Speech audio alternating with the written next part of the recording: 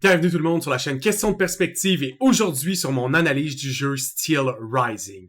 Steel Rising, entre autres, je l'ai joué sur Steam. Il a été développé par Spiders.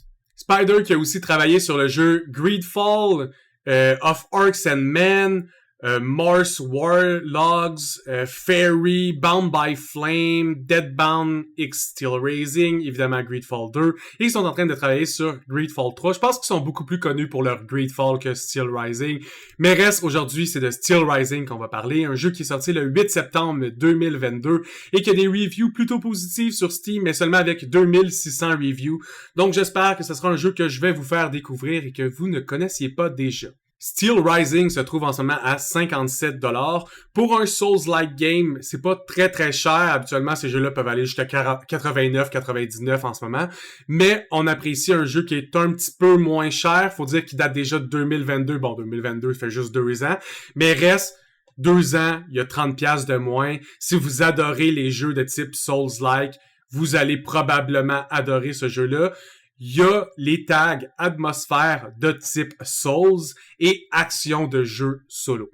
Je suis allé voir combien de temps le jeu prenait à passer. Je l'ai moi-même pas encore terminé, donc je voulais m'assurer que j'allais pas dire n'importe quoi.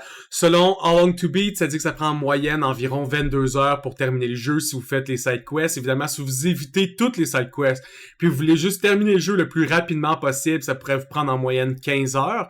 Mais je vous le conseille pas, là. Si vous payez 50$ et plus pour un jeu, jouez-le jusqu'au bout. Donc, il prend environ 22 heures. Et si vous êtes un complétitionniste, ça prend en moyenne 30 d'heures, 30 heures, 31 heures. Donc, si on se dit 31 heures, même pour un complétitionniste, non, il respecte pas son mandat d'une pièce de l'heure du tout, en fait, comme jeu, mais c'est le fun, les Souls-like, c'est le fun, les jeux d'aventure. Si vous avez pas déjà joué à un Souls-like, peut-être que je commencerai pas avec lui. Il y en a que vous auriez plus de temps de jeu ou plus de temps à développer vos skills dans le jeu pour son prix, entre autres le plus récent ou un des plus récents Souls-like, évidemment c'est Elden Ring. Ben Elden Ring est super grand comme jeu, il peut prendre plusieurs heures à vaincre.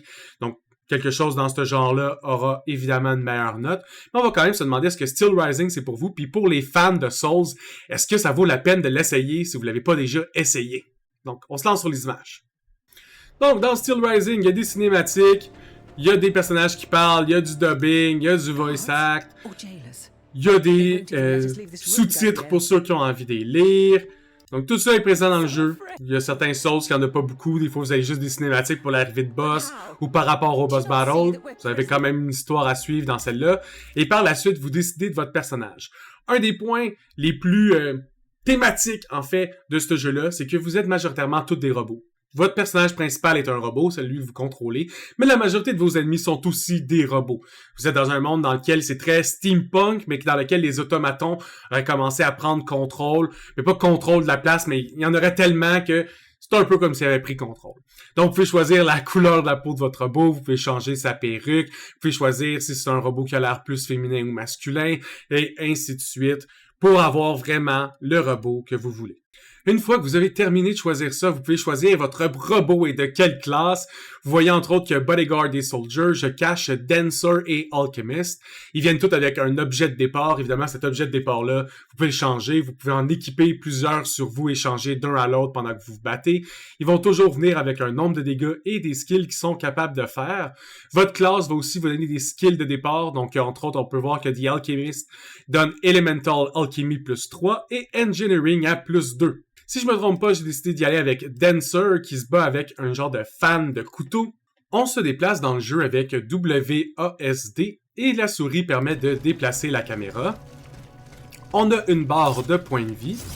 En dessous, on a une barre de stamina. On peut lock sur nos adversaires pour éviter que la caméra se déplace trop n'importe comment. On peut dodge et faire des left attack. On peut aussi faire des heavy attack. Et charge notre heavy attack. Évidemment, toutes ces mécaniques-là sont des mécaniques assez normales d'un Souls-like. Et quand vous avez détruit un personnage, vous pouvez donc ramasser ce qu'il y a sur lui. Dans les choses que vous pouvez ramasser, il y a évidemment la classique, rapidement vous la pognez, mais c'est la gourde. C'est une oil burette, mais c'est quelque chose qui va venir vous redonner des points de vie. Au début, vous avez juste 2 charges et vous pouvez ramasser des choses qui vont venir augmenter le nombre de charges.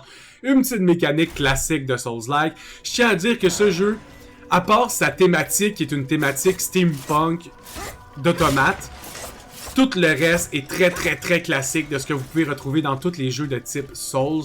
Il n'y a pas énormément d'innovation, même je serais pas capable rapidement de vous les nommer comme ça. Un des points qu'il y a, c'est que vous voyez que j'ai des petits points bleus à côté de mon bouclier ici.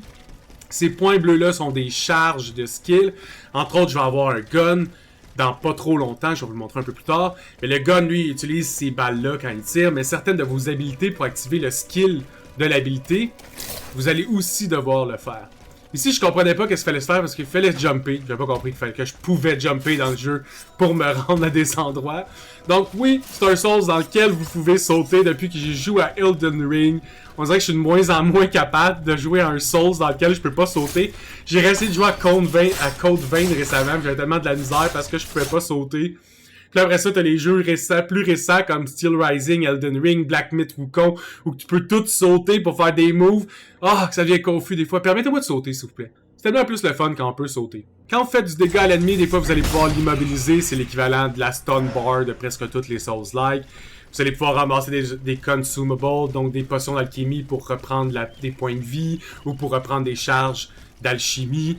Et quand vous progressez dans le jeu, vous voyez que j'ai plusieurs ennemis à vaincre. Quand je vainc ces ennemis-là, ça me donne des armes sur le côté que je vais pouvoir dépenser pour monter de niveau. Les vestales comme ça, c'est des sièges que vous allez trouver quand vous vous asseyez dedans. Ça va un peu saver votre partie, c'est l'équivalent des bonfires. Mais aussi, en plus de saver votre partie, ça va faire respawn les ennemis et ça va vous permettre d'upgrader. Dans les upgrades, vous allez pouvoir monter vos attributs directement. Ça va vous coûter des points, mais vous pouvez monter des attributs précis. Mais vous pouvez aussi avoir des model slots, parce que vous allez débloquer des slots modulaires dans lesquels vous allez pouvoir les insérer. Donc, au début, on a juste la A. Quand vous allez prendre assez de clés, vous allez pouvoir débloquer la B, la C et la D. Puis ainsi, changer votre bulle de différentes façons. Dans les upgrades, vous allez aussi pouvoir augmenter votre arme et les armes que vous possédez et augmenter votre burette pour donc avoir plus de recharge de celle-ci et aussi pour qu'elle vous guérit plus parce que, évidemment, au début, elle vous guérit pas tant que ça. Le tableau d'attributs ressemble à ceci. Vous avez le Power, la durabilité, la vigueur, l'engineering, Elemental Alchemy, Agility. Puis en dessous, vous avez toutes les informations sur vos attaques. Donc quand vous allez mettre vos points, vous allez voir qu'est-ce que ça change. Donc mettre un point en agilité, augmenter mon physical damage de plus 1 et ma stats d'immobilisation, donc pour stunner les ennemis de plus 2. Si vous aviez cliqué sur autre chose, vous verriez les différents chiffres ici monter. L'équipement que vous trouvez se met directement sur votre personnage. C'est quelque chose que j'aime dans les jeux. J'aime moins quand c'est pas le cas. Donc si j'ai trouvé un beau chapeau, je mets le beau chapeau et on voit le beau chapeau. Voici les modules dont je parlais. Donc, certains skills sont très simples. Celle-là donne juste plus de vie. Il y en a qui sont un peu plus compliqués, ils ont plus de texte. Il suffit de mettre les modules qui fit le mieux votre gameplay pour essayer d'avoir ainsi la plus grande efficacité de vos modules. Dans le journal, vous pouvez suivre à tout moment vos quests. Par contre, sont assez simples. Habituellement, dans les jeux de type Souls, vous n'êtes pas dans une map ouverte, plutôt même dans une map qui est plutôt linéaire. Oui, vous pouvez faire des allers-retours. Oui, des fois, vous allez pouvoir tourner à droite au lieu d'à gauche, puis vous allez avoir des petits changements. Mais concrètement, le jeu est très linéaire. Vous voyez des délimitations. Je peux pas me monter ici, je peux pas me monter ici. Concrètement, je suis un peu pris à suivre le chemin vers l'avant, mais c'est pas quelque chose qui me dérange moi personnellement, mais c'est un fait de ce genre de jeu. Les statues des fois pour vous healer sont en dessous de cette statue, donc elle est enchaînée pour l'instant par un boss, donc tant que j'ai pas vaincu le boss, j'ai pas accès à ce campfire là, puis je peux pas l'utiliser pour me guérir.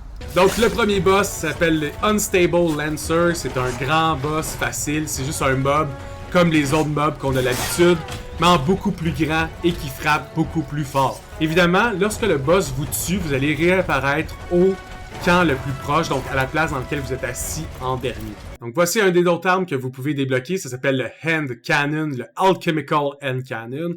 Entre autres, vous pouvez mettre différents types de balles élémentales. En fait, plusieurs armes ont différents types élémentales, donc vous pouvez faire des Flame, Ice et eux autres, ils appellent ça Fulmination, mais électricité. Donc, il suffit de tirer des balles, utiliser votre gun. Là, vous voyez, là, il est freeze.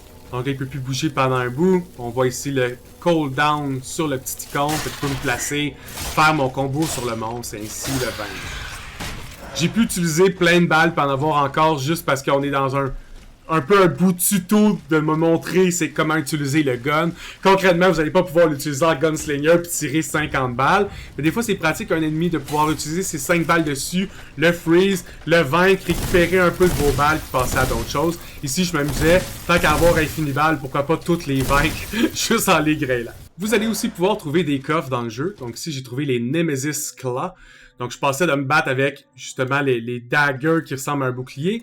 Mais là, je peux aussi avoir les Nemesis Claw. Ça me dit c'est quoi les différences. C'est quoi les différences de dégâts, c'est quoi la différence d'attaque. Évidemment, ils feront pas les mêmes combos quand tu attaques avec. Ils n'ont pas la même heavy attaque. Tout ça, c'est important d'essayer de prendre une arme qui fait vraiment le plus à votre gameplay.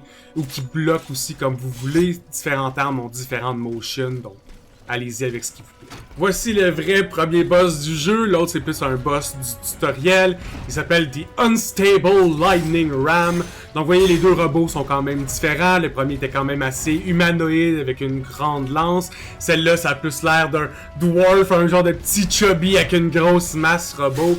Évidemment, la majorité de vos adversaires vont être des robots. En ce moment, j'utilise la rapière et le Falcon, qui est un des dernières armes que tu débloques dans le chapitre 1. J'aimais beaucoup son combo de spin, ça me permettait toujours d'aller dans son dos puis de punir un peu en tournant. Un petit combo simple mais fort efficace comme vous pouvez voir sur les dégâts sur l'ennemi.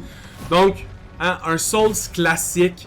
Les habilités, des fois, sont dures à télégraphier. C'est pas le Souls qui a les habilités les plus claires. Toutefois, sont pas tellement blurry ou n'importe quoi que c'était impossible. Je pense que même ce boss-là m'a pris qu'un seul try.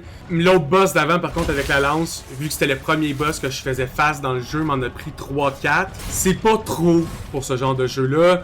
Même moi, j'aime ça quand c'est de 1 à 10 fois. Il y a certains boss dans Elden Ring qui aiment me faire tuer 50 fois, 100 fois. C'est pas quelque chose que j'apprécie personnellement. J'aime qu'un boss soit challenging, mais pas overly challenging au point où j'ai l'impression d'avoir wasté ma journée à juste battre un boss. Donc le jeu au final, je vais lui donner un 7.5 sur 10. Puis je vais être honnête avec vous, là, quand j'ai commencé le jeu, j'allais lui donner 6.5 avec mes premiers fights puis le premier item que j'avais dans les mains. Après ça, j'ai débloqué le deuxième item puis le gun, puis là j'ai donné un 7. Après ça, j'ai débloqué un autre arme puis un autre, là je me battais contre le boss puis je donnais 7.5. Probablement que ma note finale varierait entre 7.5 puis 7 dépendant je suis où dans le jeu. Les reviews globales sur Steam ils donnent un 7 sur 10. Je pense que c'est une bonne note pour ce jeu-là. C'est un très bon Souls, mais il révolutionne rien pantoute. Il y a rien de nouveau dans le jeu. C'est pas non plus un open world comme Elden Ring. Il y a pas des combos flashy comme Black Myth Wukong, mais ça reste qui est vraiment le fun à jouer. Puis si vous tripez sur l'univers steampunk avec des robots, mais il n'y a pas beaucoup de jeux qui nous permettent d'avoir ce feeling-là aussi bien que Steel Rising me l'a donné. Puis même avant de tourner cette vidéo-là, j'avais 3-4 Souls que j'alternais, mais que je trouvais pas vraiment lequel je voulais vraiment investir mon temps. J'ai fini par en désinstaller plein pour garder dans mon top 2, entre autres Steel Rising. Donc Steel Rising a survécu à ma première purge de Souls de mon PC. Donc il vaut la peine, il est un peu moins cher que les autres. Si vous n'avez pas encore joué, allez-y. Toutefois, si vous avez jamais joué à des Souls-like, je sais pas si je considérais que c'est le meilleur pour commencer, mais c'est pas non plus un excessivement difficile à jouer. Donc peut-être que c'est un bon entre-deux dans le fond, mais vous n'aurez pas énormément de temps, c'est pas le jeu le plus long. Donc, au plaisir tout le monde, j'espère que vous aurez apprécié la vidéo ou que vous aurez appris quelque chose par rapport à Steel Rising et évidemment au plaisir de se voir sur la prochaine vidéo. À plus!